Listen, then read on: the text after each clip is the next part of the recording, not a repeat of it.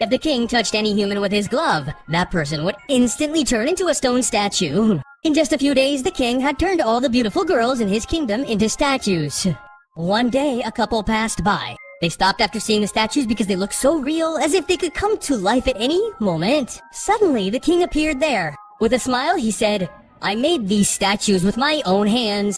If you want, I can make your girlfriend into a beautiful model too." The girl was captivated by the king's words. Without thinking, she agreed to go with him. However, the young man felt something was strange. The king's words sounded suspicious to him. Not long after, he heard a strange sound from behind. When he turned around, there were only statues standing. There were no humans anywhere. Meanwhile, the girl who was now in the palace was bathing happily. Suddenly, she saw a shadow in the water. She immediately said to Mira, "You must run away from here." And in the next second, she suddenly disappeared. The young man was walking around the palace when he noticed a servant following him. He caught the servant and asked, "Why are you following me?" The servant whispered, "The king here is not the real king. He is an imposter. He has magic gloves that can turn people into statues." The servant continued, "If you don't believe me, go and look in the room at the back."